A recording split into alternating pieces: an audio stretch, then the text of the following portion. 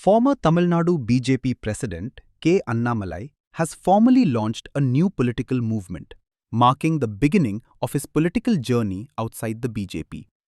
The former IPS officer said the movement will eventually evolve into a political party and that the movement would continuously bring new faces into politics, and argued that no political position should be permanent.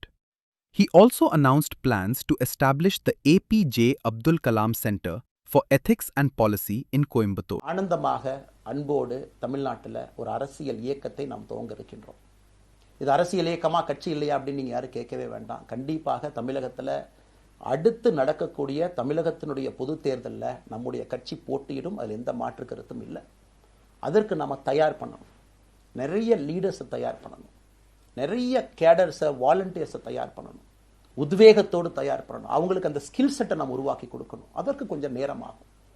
நாம் இது ஒரு இயக்கமாக ஆரம்பித்து நிறைய மனிதர்களை உள்ளே கொண்டு வந்து அவர்களுக்கு சில இடத்துல அரசியலை சொல்லிக் கொடுத்து எல்லா தரப்பட்ட மனிதர்களையும் உள்ளே கொண்டு வந்து, ஏன்னா பாரதிய ஜனதா கட்சியினுடைய தலைவராக பொறுப்பேற்ற பிறகு நான் முதல்ல போய் ஆசீர்வாதம் யார்கிட்ட வாங்கினாங்க, சமீபத்தில் மறைந்த நல்ல கண்ணையாகிட்ட தான். இன்னைக்கு மண் சார்ந்த அரசியலை முன்னெடுக்கணும், நல்ல மனிதர்களுடைய கொள்கைகள் உள்ள கொண்டு வரணும், எல்லா மனிதர்களையும் உள்ளடக்கிய அரசியலை நாம் முன்னிறுத்தணும். டெக்னோக்ராட்ஸ் பெருமளவில் நமக்குள்ளே வரணும், பெருமளவில் நமக்குள்ள டெக்னோக்ராட்ஸ் வரணும். இன்னைக்கு அமெரிக்கா போகிறோம், யூரோப் போகிறோம், அங்கே போய் நமக்கே எவ்வளோ பெருமையாக இருக்குது. ஒரு மிகப்பெரிய நிறுவனம் நிவிடியா எடுத்துக்கங்க, மைக்ரான் எடுத்துக்கங்க, சாம்சங் எடுத்துக்கங்க, இன்டெல் எடுத்துக்கங்க, அங்கே இருக்கக்கூடிய இன்ஸ்டாகிராம், ஃபேஸ்புக், கூகுள், ஆல்ஃபபெட் பார்க்கும் பொழுது வைஸ் பிரசிடென்ட்னு பார்த்தீங்கன்னா ஒரு தமிழன் அங்கே உட்கார்ந்துருக்கிறான். இந்தியன் என்கின்ற அடையாளத்தோடு அங்கே ஒரு தமிழன் அமர்ந்திருக்கின்றார்.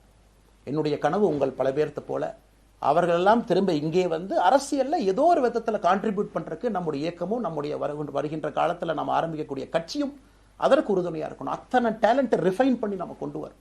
நான் பேசி முடித்தோன்னா அந்த லிங்க் உங்களுக்கு லைவாக வந்துடும். wetheLeader.org நீங்கள் உங்களைய வாலண்டியராக இன்றைக்கி பொலிட்டிக்கல் ஒரு மூமெண்ட்டில் உங்களை நீங்கள் நினச்சிக்கணும். நாம் எல்லோரும் ஒன்று சேர்ந்து பேசுவோம். அதனால தான் இன்றைக்கி கோயம்புத்தூரில் இன்னொரு அறிவிப்பும் கூட கொடுக்கணும். எல்லாத்தையும் டைரெக்டாக எப்படி நம்ம பாலிடிக்ஸ்குள்ளே கொண்டு வர போகிறோம். APJ Abdul Kalam centre for ethics and politics, APJ Abdul Kalam ஐயாவுடைய பேரில் கோயம்புத்தூரில் வீத லீடர்ஸ்க்கு கீழே நாம் பாலிடிக்ஸில் எத்திக்ஸ்க்காக ஒரு சென்டர் ஆரம்பித்து வருகின்றவங்க எல்லாமே இதுக்குள்ளே ட்ரெயின் ஆகி தான் வெளியே வருவாங்க. The former BJP leader said he had first offered to resign in December, but the party leadership asked him to continue until the Tamil Nadu Assembly elections were over. Annamalai had met senior BJP leaders, including Union Home Minister Amit Shah, on June 2nd, before announcing his decision. Earlier in the day, BJP National President Nitin Nabin formally accepted his resignation.